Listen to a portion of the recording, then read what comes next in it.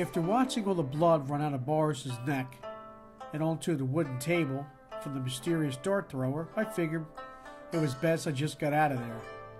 The cops would be there soon, and I was in no mood for questions, especially since I needed answers myself.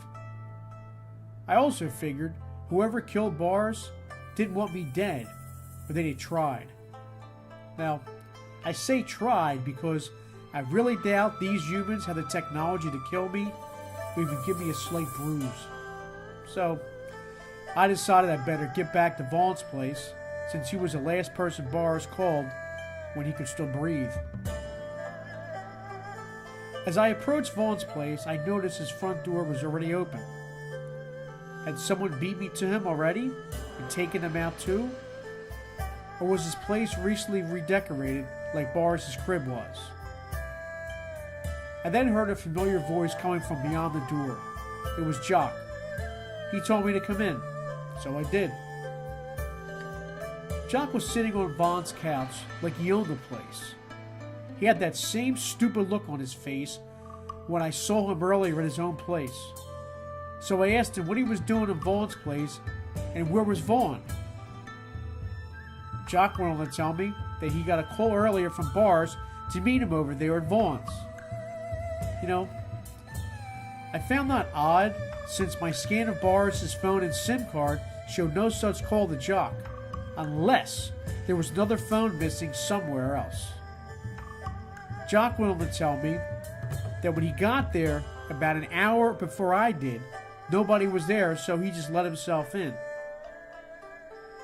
I asked Jock how he managed to do that, and then he said Vaughn always left a spare key above the doorway. I told him that was kind of stupid because that's the first place every crook looks. He just smiled and said, "Well, I ain't no crook, am I, 714? So I smiled back and said, "No, Jock, you're no crook at all." This was true. But what I didn't say out loud to Jock was, "You might not be a crook, but you're one hell of a lousy liar and not too good at covering up your own tracks, jackass." That's what I really wanted to say, but I couldn't, so I just played along with the idiot, even though I already called his bluff. You see, before I entered this home, I scanned the top of the doorway, looking for a key because that's where most humans hide their spares. You know who you are out there. Well, Vaughn's key was still up there, above the doorway. In fact, 6 months worth of dust covering it as well. The dust was intact and untouched, so that meant either Jock had the cleanest and steadiest hands known to mankind and was able to pick up Vaughn's spare key, use it to open the door, letting himself in, and then placing it back in the exact same spot without even moving one dust particle out of its original position, or he's a liar. I choose option 2, and to confirm my choice, I also took the liberty of scanning the whole outside before entering.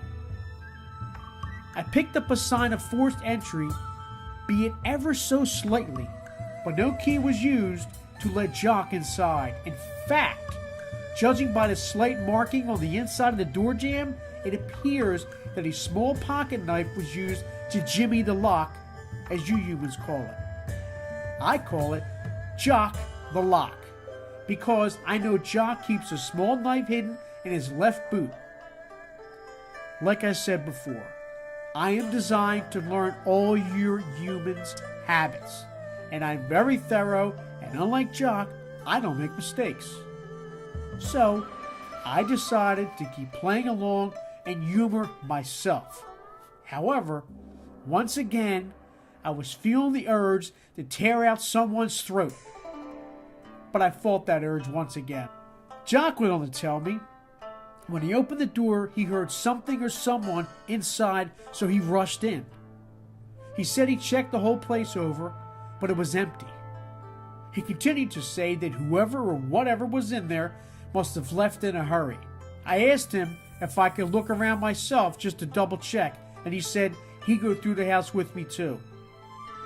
So we began going through the house, and nothing until we got to Vaughn's room. Everything looked okay, but I didn't let Jock know I was now scanning the entire bedroom for any signs of someone or something being in that room recently. Upon my scan, I noticed a few of Vaughn's drawers on his chest had been opened and closed. I could also detect someone had gone through them rather quickly, as if they were searching for something. I could also tell by my heat indicators that this had been recent. In fact, it showed that it had been no more than 10 minutes ago that they were touched. I kept this to myself for obvious reasons. I asked Jock again how long he'd been there before I showed up, even though he told me I wanted to hear him say it again. Jock said the same exact thing he told me when it first entered. He said he'd been there about an hour. So, this meant Jock was the only one who could have touched those drawers, or someone else was in here with him and he didn't want me to know about it. I decided to do another scan searching for prints or heat impressions.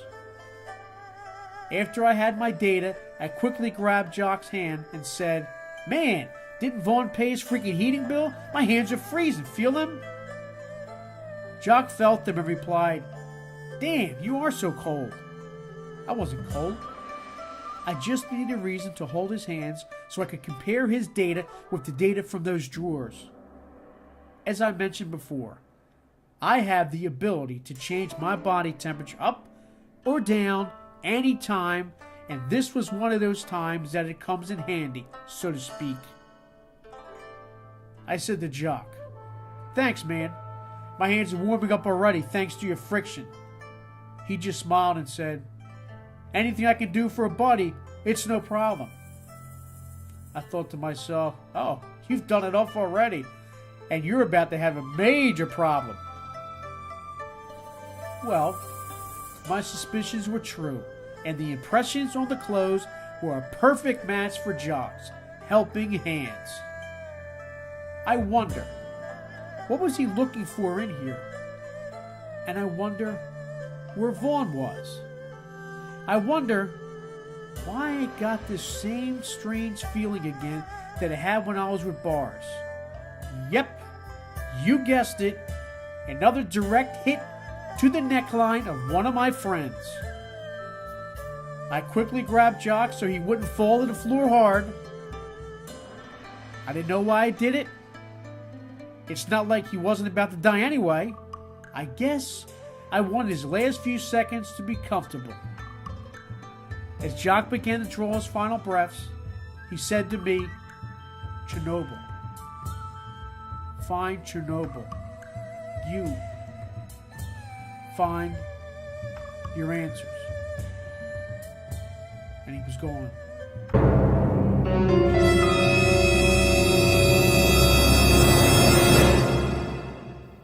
You've just heard 714 Part 6, a short story written by Philadelphia creative writer John J. Ruppert, January 27, 2016.